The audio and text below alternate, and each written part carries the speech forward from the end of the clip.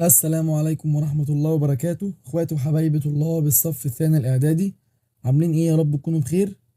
النهارده باذن الله معانا درس مهم جدا، هو اخر درس في المفاعيل، وهو درس المفعول معه. تعال نشوف كده الكلام معاه جاي على ايه.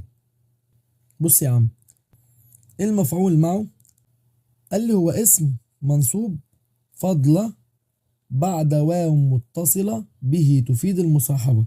حد فاهم حاجة ولا أي حاجة؟ بص يا عم، تعالى كده نمشي مع التعريف واحدة واحدة ونشوف كل كلمة بتقول إيه. قال لي هو اسم، أفهم من كان المفعول معه بيجي إيه؟ بيجي اسم. وبعد كده قال لي منصوب، أفهم من كده برضو إن هو بيجي اسم وبيجي منصوب. وبعد كده قال لي فضلة. يعني إيه فضلة؟ إحنا قلناها قبل كده، يعني زائدة، يعني بيكون زيادة في الجملة. وقع بعد واو متصلة، بيجي قبله حرف الواو، تفيد المصاحبة. يعني ايه المصاحبة؟ قال لي يعني المعية. يعني ايه المعية؟ يعني بمعنى مع. بمعنى ايه؟ بمعنى مع، مسبوقة بفعل او اسم فيه معنى الفعل. تعال ناخد مثال ونشوف. لما اجي اقول لك مثلا سرت والنيل، شفت كلمة النيل دي؟ هي دي المفعول معه. طب عرفت ازاي يا عم؟ تعالى كده نعرف ونشوف. سرت فعل ماضي، والتاء تاء الفاعل، والواو دي هقول له حرف مبني ليس له محل من الإعراب. حلو جدا. طب والنيل؟ قال لي النيل دي إعرابها هيبقى مفعول معه. ما فهمتش برضو. بص يا عم، احنا قلنا المفعول معه بيجي اسم وبيجي منصوب وبيجي زائد، صح؟ طيب حلو أوي. وبيجي قبله حرف الواو اللي هي بمعنى المعية. وقلنا يعني ايه معية؟ يعني بمعنى مع. تعالى كده نشيل حرف الواو ونحط مكانه مع. الجملة تبقى اسمها ايه؟ سرت مع النيل. يعني ايه سرت مع النيل؟ يعني مثلا هو ده النيل، وانا بقى ماشي مع النيل كده بقى. هو انا ينفع امشي مع النيل؟ ينفع حاجة اسمها كده اخد النيل في ايدي وامشي؟ لا طبعا. بس هو هنا قصدي يقول لك ايه؟ انا مشيت مع نفس طريق النيل. ناخد كمان مثال يوضح الدنيا احسن. لما اجي اقول لك انا قادم والليل، فين الكلمة الاسم الواقع بعد الواو؟ جدع، هتقول لي كلمة الليل. حلو جدا. دلوقتي انا بقول لك انا قادم، يعني انا جاي، والليل، هو الليل ممكن يجي معايا؟ طبعا لا. بس هنا انا كان قصدي اقول لك ايه؟ ان انا قادم مع مجيء وقت الليل. مع مجيء وقت ايه؟ الليل. يعني انا هاجي بالليل في نفس ميعاد الليل. ناخد كمان مثال. لما اجي اقول لك تاني انا سائر والرصيف، دلوقتي انا بقول لك انا ماشي والرصيف، هو الرصيف بيمشي معايا؟ طبعا لا. افهم من كده ان الواو دي حرف مبني على الفتح ليس له محل من الاعراب، والرصيف هو ده المفعول ايه؟ هو ده المفعول معه. يعني قصده يقول لك ايه؟ انا ماشي مع نفس الرصيف. زي لما يجي مثلا حد يقول لك ايه؟ ما تعرفش اروح فين شارع ابراهيم مطاوع؟ هتقول له ايه؟ شفت الطريق ده؟ هتمشي معاه على طول على طول على طول. هو هنا قصدي يقول لك خد الطريق معاك وامشي انت وهو، ولا هو قصدي يقول لك امشي مع الطريق؟ فهمت؟ اظن كده الدنيا ايه؟ الدنيا بقت سهله. تعال نشوف بقى احوال الاسم الواقع بعد الواو. قال لي اول حاجه عندي وجوب النصب، التانية جواز النصب والاتباع. يعني ايه الكلام ده؟ يعني ممكن اجيبها منصوب، وممكن الاتباع اللي هو اشوف اللي قبلها ايه. لو اللي قبلها مرفوعه تبقى مرفوعه، قبلها منصوبه تبقى منصوبه، اللي قبلها مجرور يبقى مجرور، نفس الكلام برضو. او امتناع النصب، ما ينفعش يجي منصوب اصلا ولازم يجي الاتباع. تعالى كده ناخد الاحوال دي واحده واحده. وقال لي اول حاجه ايه؟ وجوب النصب. قال لي اذا امتنع ان يشارك ما قبل الواو في إحداث الفعل. يعني إيه الكلام ده؟ بص يا عم، لما أجي أقول لك أنا سائر والرصيف، فين الكلمة المفعول معه؟ جدع، هتقول لي كلمة الرصيف. حلو جدا. هو الرصيف ممكن يمشي معايا؟ طبعا لا. طالما ما ينفعش إن الرصيف يمشي معايا، أفهم من كده إن المفعول معه هنا لازم يكون واجب النصب. لازم يكون واجب الإيه؟ النصب. ناخد كمان مثال. لما أجي أقول خرج أبي وطلوع الفجر. خرج أبي، هو ممكن طلوع الفجر يخرج مع أبويا؟ طبعا لا. هو هنا قصده يقول لك إن أبويا طلع في وقت الإيه؟ في وقت طلوع الفجر. طالما طلوع الفجر ما بيطلعش مع واو يمشوا مع بعض، أفهم من كده برضو إن هو إيه؟ واجب النصب. يعني واجب النصب يعني امتنع أن يشارك ما قبل الواو في إحداث الإيه؟ إحداث الفعل. يعني الحدث ده ما مشيش مع الإيه؟ مع أبي. ونفس الكلام برضو الحدث ده ما مشيش برضو بإيه؟ ما مشيش معايا. تمام؟ نخش بقى على جواز النصب والإتباع. قال لي ده بقى إمتى؟ قال لي إذا جاز أن يشارك ما قبل الواو في إحداث الفعل. يعني إيه الكلام ده؟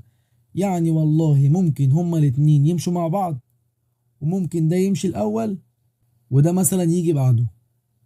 طيب زي إيه؟ ناخد مثال ونشوف. زي لما أجي أقول لك مثلا خرج الرئيس والحراس. أو زي لما أجي أقول لك خرج الرئيس والحراس. خلي بالك من التشكيل. مبدئيا كده، فين الكلمة المفعول معه؟ كلمة الحراس. طب هنا جابها بالضم وهنا جابها بالفتح. ايه الفرق بين دي ودي؟ قال لي والله في المثال اللي هو جاي بالضم كان قصده يقول لك ان الرئيس والحراس خرجوا مع بعض في نفس الوقت. انما في المثال التاني قصده يقول لك ان الرئيس خرج لوحده والحراس اتحركوا بعديه. طيب كده عرفنا المعنى. تعال نشوف الإعراب. في المثال الأولاني لما قلنا خرج الرئيس والحراس، تعال نعرب كده. خرج فعل إيه؟ تقول لي خرج فعل ماضي، والرئيس فاعل، والفاعل دايما مرفوع. طب مرفوع بمين هنا؟ مرفوع بالضمة. حلو أوي. والواو دي قلنا حرف مبني على الفتح ليس له محل من الإعراب. والحراس هو قال لي إيه في النوع ده؟ يا إما النصب يا إما الإتباع، صح؟ لو تاخد بالك هنا كلمة الحراس عليها ضمة، والكلمة اللي قبله عليها ضمة. فاكرين في الابتدائي لما خدنا حرف العطف وكنا بنقول الواو حرف عطف وما بعدها اسم معطوف، واسم المعطوف بيبص على الكلمة اللي قبله ويغش منها. لو مرفوعة بالضمة يبقى زيه مرفوع بالضم، لو منصوب يبقى زيه منصوب، لو مجرور يبقى زيه مجرور. طب الكلمة اللي قبله هنا فيها ايه؟ قال لي فيها ضمة، يبقى كلمة الحراس اسم ايه؟ اسم معطوف مرفوع بايه؟ مرفوع بالضمة. طيب تعالى نعرب المثال اللي بعد كده. قال لي ايه؟ خرج الرئيس والحراس. فعل ايه؟ تقول لي فعل ماضي مبني على الفتح، والرئيس فاعل، والفاعل دايما مرفوع. مرفوع بايه؟ مرفوع بالضمة.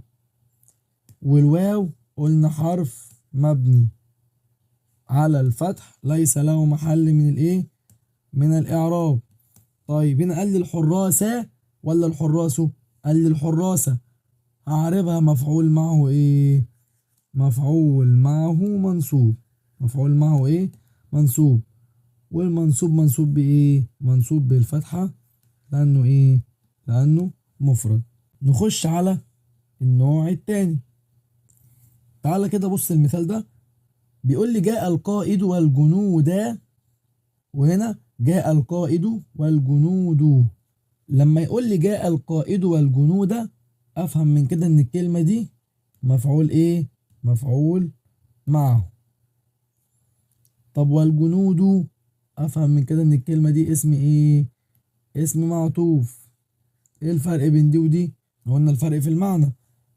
هنا الجنود ما جوش مع القائد في نفس الوقت. الجنود الاولانيه ما جوش مع القائد في نفس الوقت، انما التانية جم مع القائد في نفس الايه، في نفس الوقت. طيب تعال نشوف النوع الثالث اللي هو امتناع النصب ووجوب الاتباع. ما ينفعش يجي منصوب نهائي، لازم يجي وجوب الاتباع، يعني واجب ان يشارك ما قبل الواو في احداث الفعل. زي لما اجي اقول لك تقاتل سعد وسعيد. تقاتل سعد وايه، وسعيد. هو سعد وسعيد دلوقتي بيتخانقوا مع بعض. طيب ينفع سعد يتخانق مع سعيد في يوم وده يتخانق في يوم تاني خالص؟ لا، ما ينفعش. يبقى لازم الفعل نفسه اللي حصل في نفس الايه، في نفس الزمن. زي لما اجي اقول لك ايه، تقاتل سعد وسعيد. تعال عارف معايا كده. تقاتل فعل ايه؟ جدع تقول لي فعل ماضي مبني على الفتح. سعد فاعل، والفاعل دايما مرفوع. مرفوع بمين؟ مرفوع بالضمه. طيب الواو حرف ايه؟ الواو حرف مبني على الفتح ليس له محل من الاعراب، او ممكن تقول لي هنا حرف ايه؟ حرف عطف. بيجي بعدها اسم ايه؟ اسم معطوف. واسم المعطوف هيبص على الكلمة اللي قبله ويغش منها. قلنا ايه؟ الكلمة اللي قبله مرفوعة بالضمة، يبقى نفس الكلام اسم معطوف مرفوع بايه؟ مرفوع بالضمة. زي ما قلنا هنا واجب الاتباع، ما ينفعش اقول النصب. ليه؟ لان سعد وسعيد تقاتلوا في نفس الوقت. ما ينفعش سعد يتخانق مع سعيد في يوم وسعيد يتخانق مع سعد في يوم تاني. نفس الكلام هنا، تخاصم زيد وخالد. هو ينفع زيد يتخاصم مع خالد في يوم غير اليوم اللي اتخاصم فيه خالد وزيد مع بعض؟ طبعا لا، هما الاتنين بيتخاصموا في نفس الوقت. يبقى هنا واجب الايه؟ واجب الاتباع. وبكده يا شباب نكون خلصنا درس المفعول معه، واتمنى ان انتوا تكونوا فهمتوا، وبإذن الله اشوفك في الدرس اللي جاي. والسلام عليكم ورحمة الله وبركاته.